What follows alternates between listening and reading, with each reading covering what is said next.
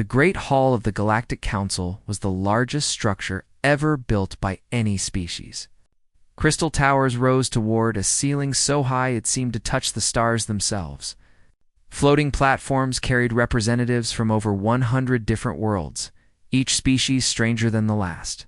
Some had scales, others had tentacles, and a few were made entirely of light. Ambassador Linda Marsh stood on the human platform with her hands clasped behind her back. She wore the dark blue uniform of Earth's diplomatic corps, and her gray hair was pulled back in a tight bun. She had served humanity for 40 years, and in all that time, she had never felt as angry as she did right now. The vote had just finished. The numbers floated in the air above the central podium, glowing red against the darkness. 112 in favor, 7 against, 3 abstaining. The Galactic Council had just voted to take away humanity's colonies in the Kepler systems. High Counselor Vethra stood at the central podium. She was an insectoid creature, nearly 3 meters tall, with 4 arms and compound eyes that reflected the light like black mirrors. Her species, the Cathroni, had ruled the Council for 600 years. They believed they were superior to all other life forms, especially the young species like humanity. Ow. The motion passes, Vethra announced. Her voice was a series of clicks and hisses that the translation systems converted into words. Human settlements in the Kepler systems will be transferred to Dravani control within 30 standard days. All human citizens will be relocated to Earth space. Linda felt Admiral Nathan Cole shift behind her. He was a tall man with broad shoulders and a scar running down his left cheek. He had commanded human fleets in 3 different wars, and she could sense his fury without even looking at him.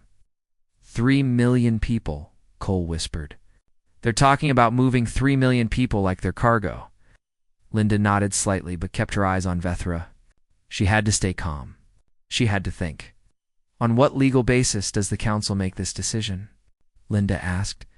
Her voice carried across the silent chamber. Vethra's mandibles clicked together, and what Linda had learned was a sign of amusement. The Dravani Empire has demonstrated superior resource extraction capabilities. The Council has determined that placing the Kepler systems under their control will benefit the entire compact. Those are human worlds, Linda replied. Human families have lived there for 3 generations. We terraformed those planets, we built those cities. And the compact thanks humanity for its efforts, Vethra said. But the needs of the many must outweigh the desires of the few. This is the way of galactic civilization. Linda wanted to scream. She wanted to tell Vethra exactly what she thought of her and her council and their so-called civilization. But she was a diplomat, so she took a deep breath and tried another approach. We invoke Article 17 of the Compact Charter, Linda said. The right to appeal any decision affecting sovereign territorial claims. The chamber fell completely silent. Article 17 had not been invoked in over 200 years. It was considered a nuclear option. It's a last resort that would delay any council decision for months. While the appeal was heard, Vethra's compound eyes seemed to glitter. Article 17 was suspended by emergency decree in the last session. Did Earth's delegation not receive the notification? Linda felt her stomach drop. We received no such notification. How unfortunate. The notification was sent through standard channels. Perhaps there was a technical error. Vethra waved one of her forearms dismissively. Regardless, the appeal process is not available. The decision stands. Linda understood then. This was not a sudden decision. This had been planned for months, maybe years. The notification had been deliberately buried or delayed. The vote had been arranged in advance. Humanity had walked into a trap without even knowing it existed. She looked around the chamber at the other delegations, the Vorlon, tall reptilian warriors who had fought alongside human soldiers in the Hive War. The Meridians, crystalline beings who had traded technology with Earth for decades. The Sithani master merchants who had grown wealthy from human commerce. None of them would meet her eyes, they had all known. They had all agreed to this. Humanity had no friends in this room. Must consult with my government, Linda said finally. We request a recess before the decision is implemented, granted, Vethra said, sounding almost bored. You have 6 standard hours. Use them wisely. Linda turned and walked toward the exit. Cole fell into step beside her, along with the rest of the human delegation. She could feel the eyes of 100 species watching them, judging them, dismissing them, as soon as the doors closed behind them. Cole grabbed her arm. "Ambassador, we can't let this stand. Those are our people, I know, Nathan. Then what do we do? The legal options are gone. The diplomatic options are gone. What's left?" Linda looked at him. In his eyes, she saw the same cold fury she felt in her own heart. "We do what humans have always done when someone tries to take what's ours, which is, we fight." Cole's expression shifted from anger to determination. "The Third Fleet is running exercises near the Kepler border. I can have them in position within hours. Do it. And contact the Joint Chiefs. I want every ship we have ready to move." Linda started walking again, her heels clicking against the polished floor. "We're also going to need the President." Cole raised an eyebrow. "You want to bring him here? To the Council? I want the entire galaxy to see what happens when you push humanity too far." Linda's voice was hard as steel. "They've forgotten who we are, Nathan. They see our diplomats and our scientists and our traders, and they think that's all we are. They've forgotten that we didn't reach the stars by being polite. They've forgotten that humanity was born fighting." She stopped at a communication terminal and began entering codes. On 100 worlds, alerts would soon be sounding. Ships would be powering up their engines. Soldiers would be checking their weapons. The galaxy had made a terrible mistake today. They had threatened human children, human families, human homes. They had assumed that humanity would complain and protest and eventually accept their fate, like good little junior members of the Compact. They were about to learn how wrong they were. 6 hours later, when the human delegation returned to the council chamber, they would not be alone. And the words they would speak would change the galaxy forever. But for now, Linda Marsh stood in a quiet corridor and allowed herself one moment of doubt. War was coming. People would die. Human people. Alien people. Innocent people on all sides. She closed her eyes and thought of the 3 million souls in the Kepler colonies. Farmers and teachers and children who had never asked to be pawns in galactic politics. They were counting on her. They were counting on all of humanity. She opened her eyes and straightened her uniform. "Get me a line to Earth," she told Cole. "Priority 1. Tell them we're coming home. And tell them to prepare for war." The Admiral nodded once and moved to obey. The countdown had begun. The doors of the Galactic Council chamber opened exactly 6 hours after they had closed. Every representative in the room turned to watch as the human delegation entered. But this time, something was different. Ambassador Linda Marsh walked at the front just as before. Admiral Nathan Cole was at her side. But behind them came 20 more humans in crisp military uniforms. Generals and admirals and commanders. The entire leadership of Earth's combined military forces, and walking in the center of them all was a man. The galaxy had only seen in news broadcasts and official portraits. President Daniel Hayes. The elected leader of 8 billion human souls. The chamber erupted in whispers and clicks and electronic buzzing as translation systems worked overtime. No species head had ever appeared before the council in person. Such things were simply not done.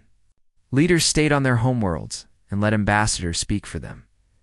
Yet here was the human president, walking across the chamber floor like he owned it. High Counselor Vethra rose from her seat, her forearms spreading wide in a gesture of confusion and alarm.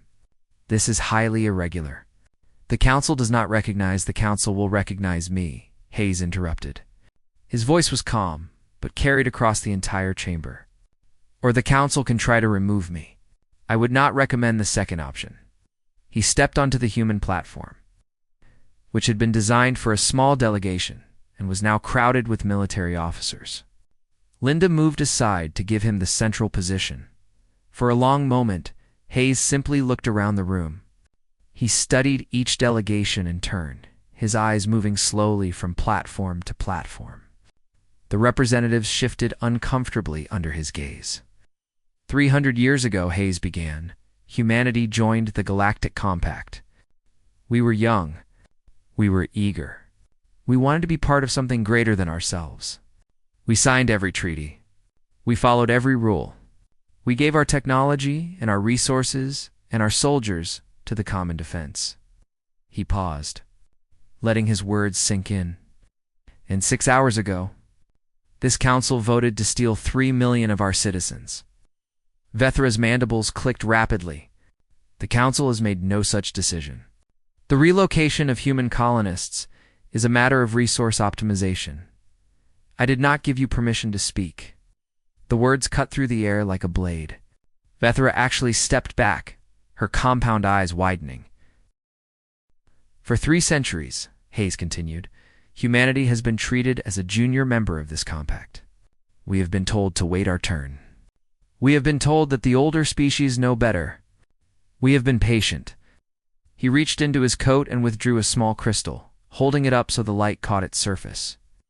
This crystal contains humanity's formal withdrawal from the Galactic Compact. Every treaty, every agreement, every promise we made to this council and its members, all of it ends today. The chamber exploded into chaos.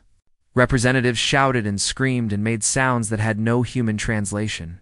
Platforms swayed as delegates jumped to their feet. The noise was deafening. Hayes waited. Eventually, the chaos died down. Vethra stepped forward, her voice shaking with what might have been fear or rage. You cannot do this. No species has ever withdrawn from the compact. The consequences would be catastrophic. Yes, Hayes agreed. They will be. For you, he gestured to Admiral Cole, who activated a holographic display. A map of the galaxy appeared in the center of the chamber with human territory marked in bright blue. Humanity controls 43 primary trade routes, Cole announced. His voice was hard and military. Our ships patrol 67% of all shipping lanes in the Orion Arm. Without our protection, piracy will increase by an estimated 400% within the first month. The map shifted, showing the trade routes going dark one by one. As of this moment, all human military vessels are returning to Earth space. All human-operated stargates are being locked to non-human traffic.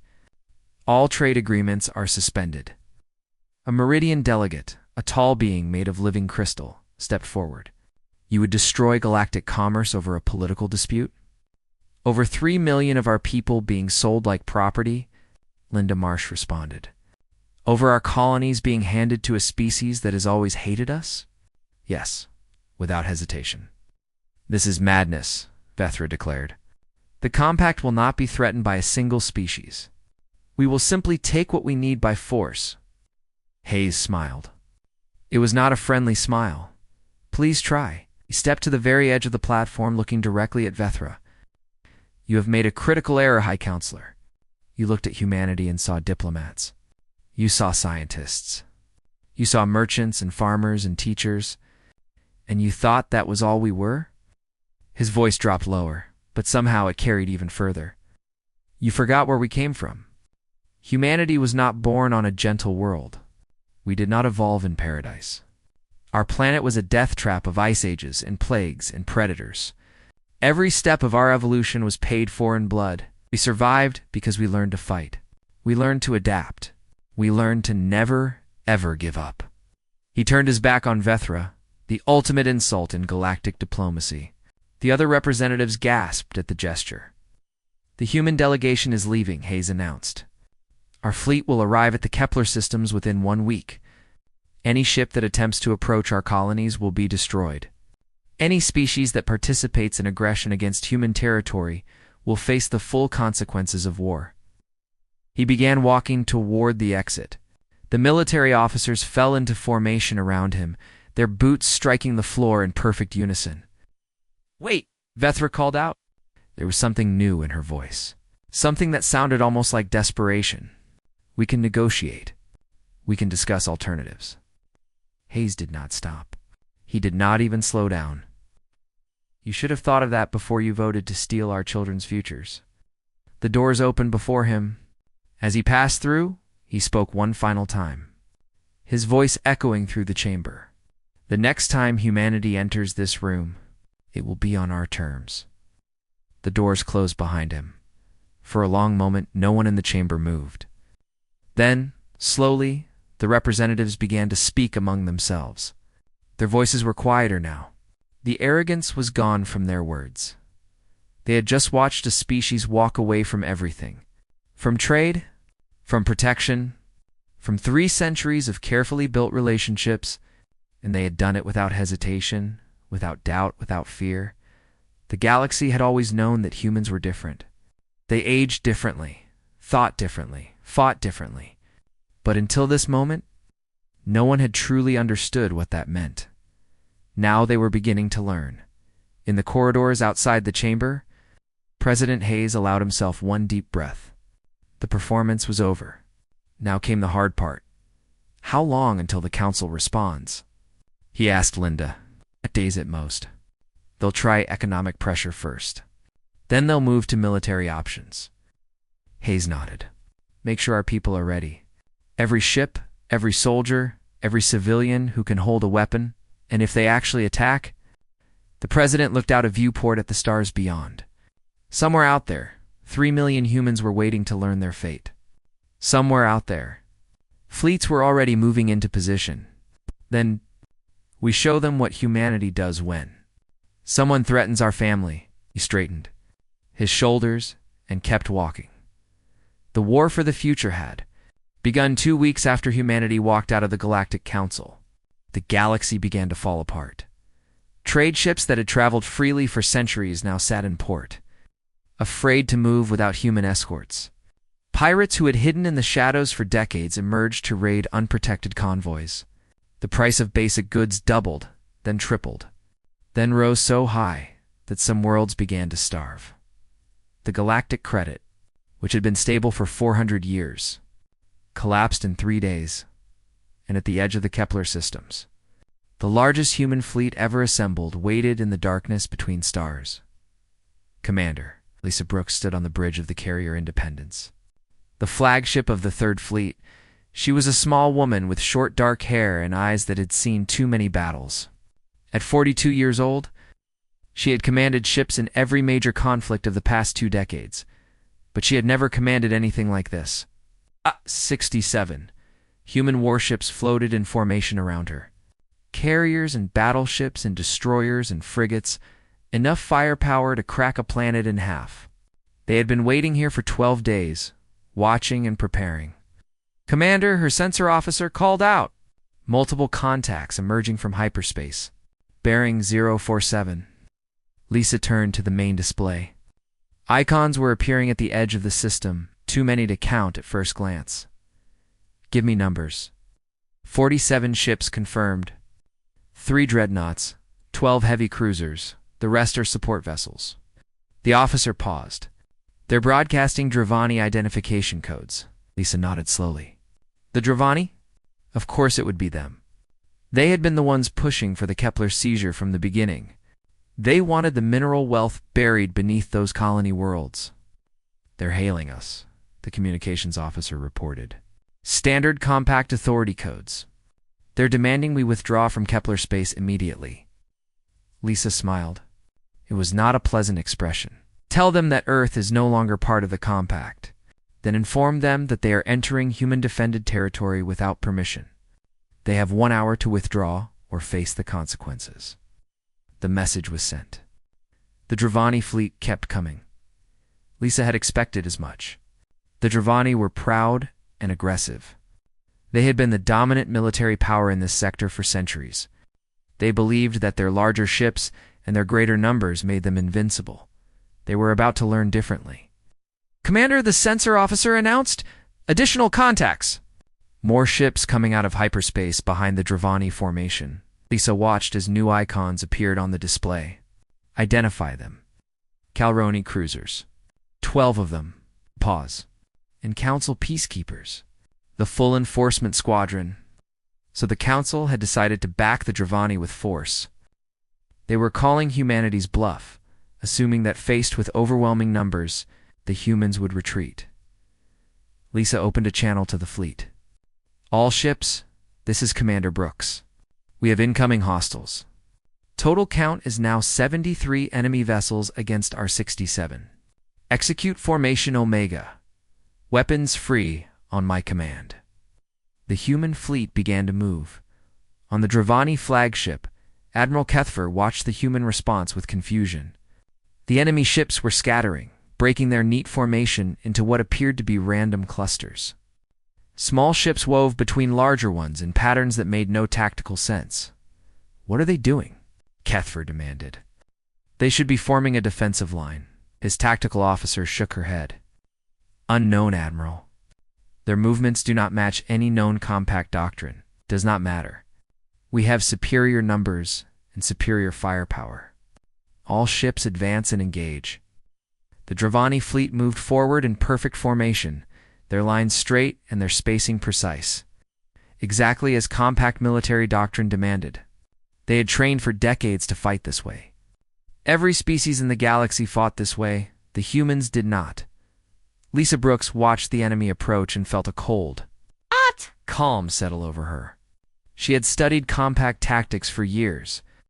She knew exactly what the Dravani would do, exactly how they would respond to any standard attack. So she did not use standard attacks. All ships, she said quietly.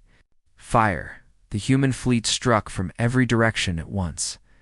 Missiles launched not in steady volleys, but in massive, coordinated waves that overwhelmed point defense systems. Railgun rounds traveling at a fraction of light speed tore through armor plating, and the human ships kept moving, spinning and diving in excelli, raiding in ways that made targeting almost impossible. The Dravani formation crumbled in minutes. Admiral Kethfer watched in horror as his ships exploded around him. This is impossible. They are fighting like animals. His tactical officer was screaming something about shield frequencies and targeting solutions. But Kethfer could not hear her over the alarms. His flagship shuddered as a human destroyer swooped past, emptying its missile tubes into his weakened shields. All ships retreat, Kethfer ordered. Fall back to the hyperspace boundary. But it was too late. The human ships had scattered their formation so completely that there was no clear path to retreat. Every direction led through enemy fire. The battle lasted 47 minutes when it was over. Lisa Brooks surveyed the wreckage floating through space. 29 Dravani ships destroyed. 18 more disabled and drifting. The Killarney cruisers had fled after the first 10 minutes. The Council peacekeepers had never even engaged. Human losses, for ships damaged too seriously. 0 ships destroyed. Bring me the Dravani, Admiral, Lisa ordered. If he survived, Admiral Kethfer had survived, barely. When he was brought to the bridge of the Independence, he could not stand without assistance. His uniform was burned, and his scales were cracked. How? He whispered. We had superior numbers. We had superior firepower. We trained for this our entire lives. Lisa looked at him with something that might have been pity. Trained to fight the way the compact taught you. The same way everyone fights. Straight lines. Formal engagements. Predictable tactics. She gestured to the view screen, where the remains of his fleet tumbled through the void. Humanity learned to fight differently. We learned that war is not about honor or tradition. It is about winning. It is about doing whatever it takes to protect the people we love. Kethfer stared at her. You fight without rules. We fight to survive. Lisa turned away from him. Take him to the medical bay. Then put him on a shuttle back to Dravani space. I want him to tell his people exactly what happened here. As the broken admiral was led away, Lisa's communications officer spoke up. Commander, message from Earth. The President wants a full report. Lisa nodded. Tell him the Kepler systems are secure. And tell him the Dravani will not be trying again anytime soon. She looked out at the stars. At the debris field that had been an invasion fleet just an hour ago, the galaxy had sent its best against humanity. And humanity had broken them without breaking a sweat. But Lisa knew this was not the end. It was only the beginning. The Council would respond. They would gather more ships, more species, more firepower. They would keep coming until humanity was destroyed, until they finally understood. Humanity would never surrender. Humanity would never retreat. And anyone who threatened human children, human families, human homes, would face the same fate as the Dravani fleet. Utter and complete destruction. Lisa. Oh. Brooks sat down in her command chair and began composing her report. There would be more battles ahead. More enemies to face, more sacrifices to make. But for now, for this moment, humanity had won, and that was enough. 3 months after the Battle of Kepler, the galaxy had divided into 2 camps. On one side stood the Loyalists, the Dravani Empire, still burning with shame over their defeat. The Calroni Dominion, whose economic power had been crippled by the loss of human trade. A handful of smaller species who feared change more than they feared anything else. On the other side stood no one. At least, not officially, no government had publicly allied with Earth. No species had officially recognized humanity's right to withdraw from the compact. In every public statement, in every news broadcast, in every official communication, the galaxy remained united against human aggression. But behind closed doors, things were very different. Ambassador Linda Marsh sat in a small meeting room on a neutral space station. Far from the eyes of the council, across from her sat a Meridian delegate, a tall being made of living crystal whose body sparkled with inner light. "We cannot publicly support your position," the Meridian said. Its voice sounded like wind chimes in a gentle breeze. The council would retaliate immediately. Our trade agreements, our territorial rights, everything would be at risk. Ow. Linda nodded. She had heard variations of this speech a dozen times in the past week. "I understand. So why are we meeting?" The Meridian leaned forward. "Because we are not fools, Ambassador. We watched the Battle of Kepler. We saw what human ships did to the Dravani fleet, and we have been doing calculations." "What kind of calculations?" "The kind that tell us the Council cannot win a war against humanity. Not now. Perhaps not ever." Linda kept her expression neutral. "That is quite a conclusion. It is simple mathematics. Human ships are faster, more maneuverable, more unpredictable. Human soldiers adapt to changing situations in ways that our own forces cannot match. And most importantly, human morale does not break." The Meridian stood and moved to a window that looked out at the stars. "When the Dravani fleet was destroyed, we expected humanity to celebrate, to boast, to make demands. Instead, your people simply returned to their positions and waited for the next attack." "We have nothing to celebrate," Linda said quietly. "We did not want this war. We know. That is why we are here." The Meridian turned back to face her. "The Meridian Collective cannot publicly ally with Earth, but we can quietly resume trade through third-party intermediaries. We can share intelligence about Council military movements, and we can refuse to participate in any offensive actions against human territory." Linda felt a spark of hope. "That would be extremely helpful. We're not doing this out of friendship, Ambassador. We are doing it because we believe humanity will win. And when that happens, we want to be on the right side of history." Similar meetings happened across the sector in the weeks that followed. The Vorlon Confederacy, great reptilian warriors who had fought beside human soldiers in the Hive War, quietly withdrew their ships from Council patrol routes. When asked why, they claimed maintenance issues. Everyone knew the truth. The Sithani Traders Guild declared official neutrality and continued doing business with Earth as if nothing had changed. Their ships carried human goods through secret routes that avoided Council checkpoints.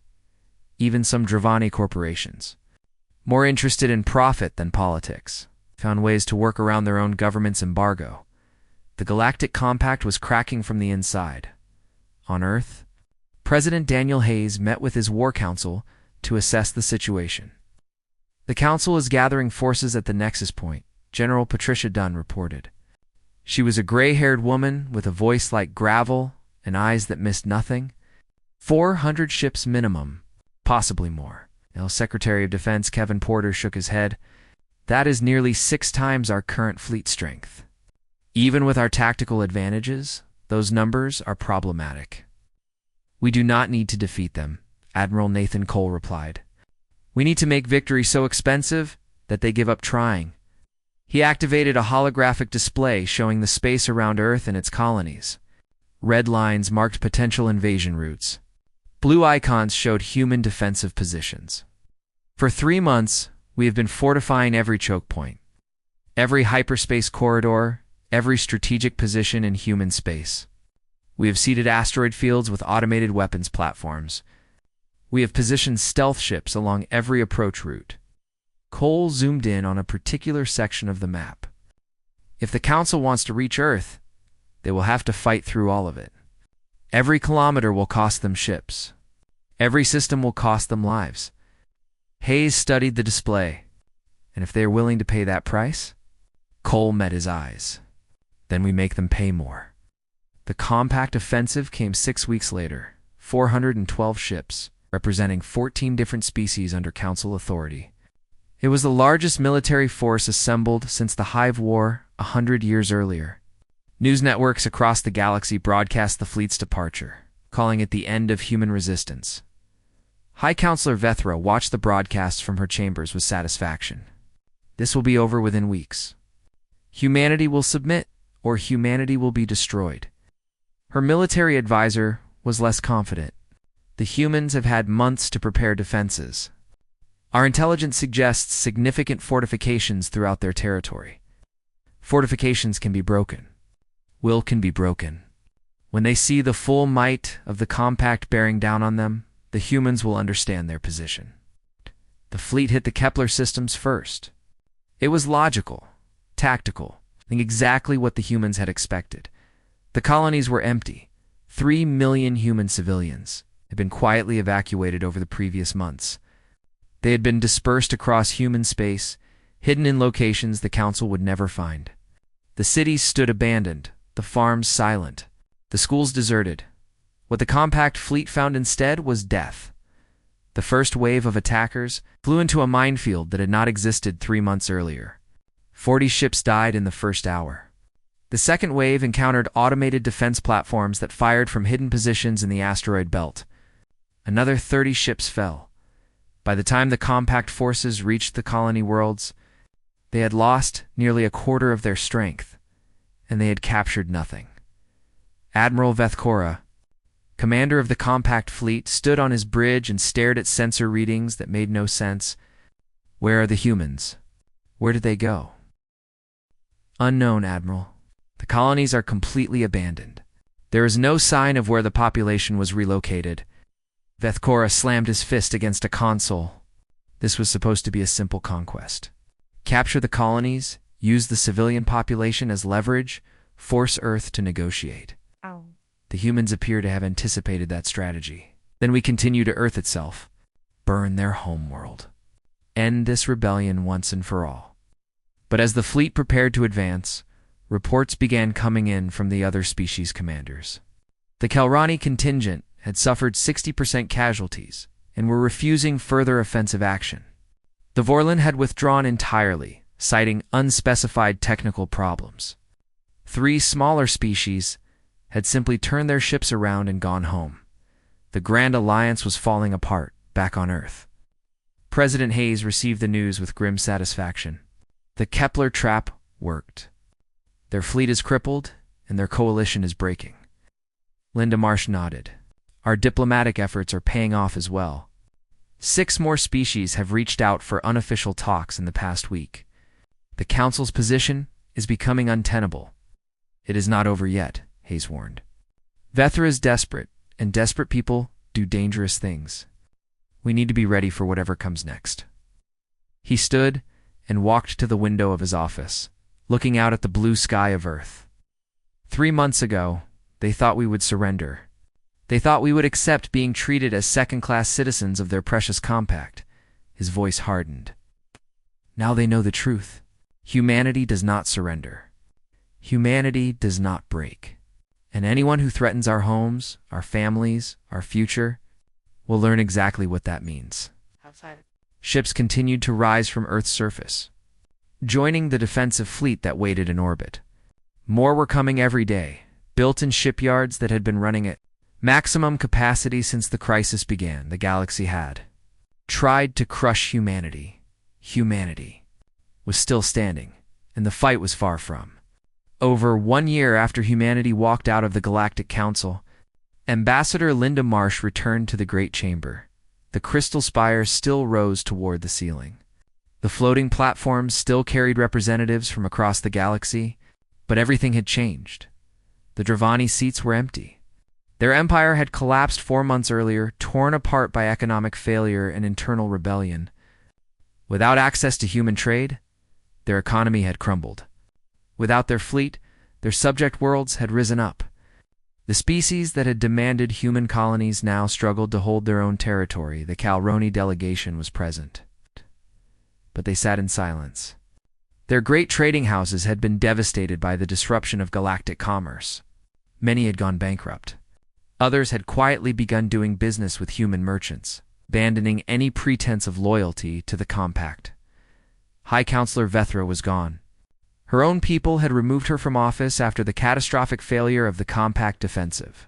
The new High Counselor, a younger female named Sethka, watched Linda with wary respect. Linda walked across the chamber floor, but she did not climb to the small platform where human representatives had always stood. Instead, she moved to a new platform that had been constructed in the center of the room. At exactly the same height as the High Counselor's own seat, the symbolism was clear. Humanity was no longer a junior member begging for consideration. Humanity was an equal. The Council recognizes the representative of the human commonwealth, Sethka announced formally. Linda inclined her head slightly. Thank you, High Counselor. Humanity appreciates the Council's invitation to discuss the future of galactic relations. The chamber was completely silent. Everyone knew why they were here.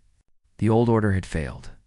The Compact, designed to keep humanity contained and controlled, had instead proven how dangerous it was to underestimate human determination. Earth has submitted a proposal for a new framework of galactic governance, Sethka continued. The Council has reviewed this proposal extensively over the past month.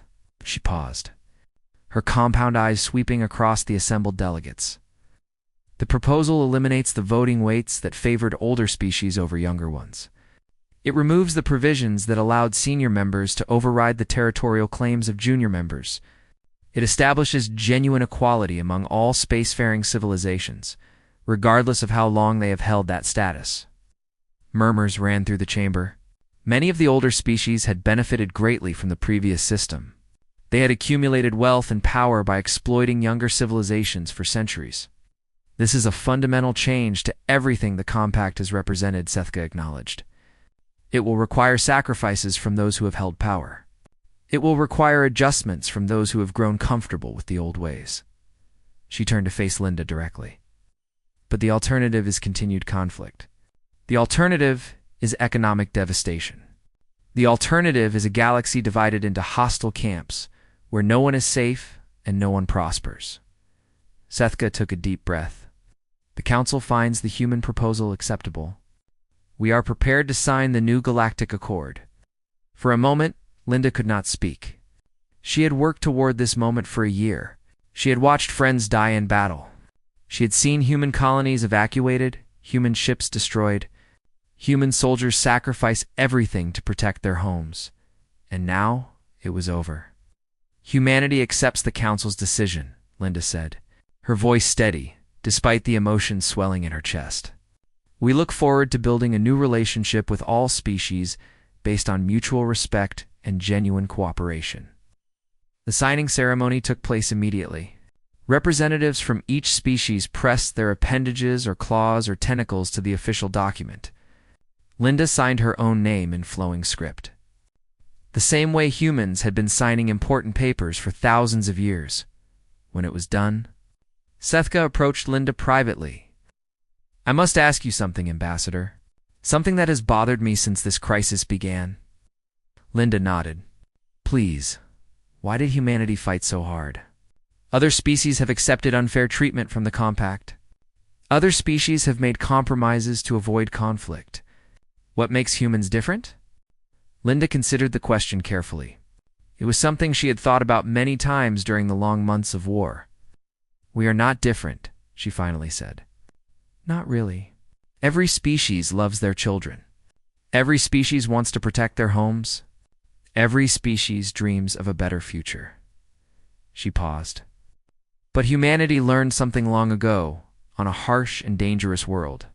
We learned that hope is not enough. We learned that wishes do not become reality on their own.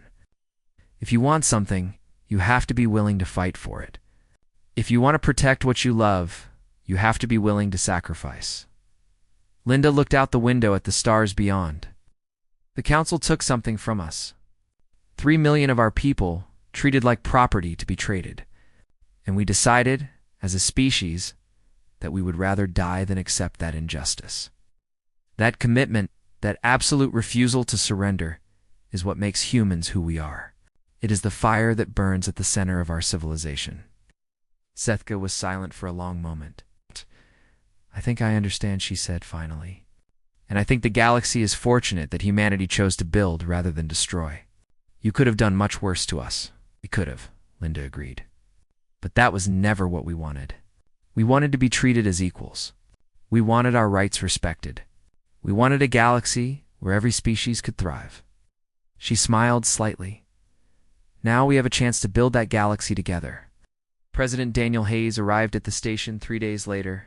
For a formal celebration of the new accord, he found Linda standing at a viewport, watching human ships moving through space alongside vessels from a dozen other species. You did it, he said quietly. You actually did it. Linda shook her head. We did it. All of us. Every soldier who fought.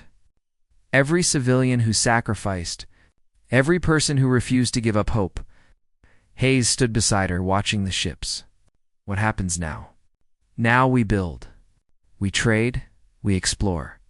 We do all the things we always wanted to do, but this time, without anyone trying to hold us back.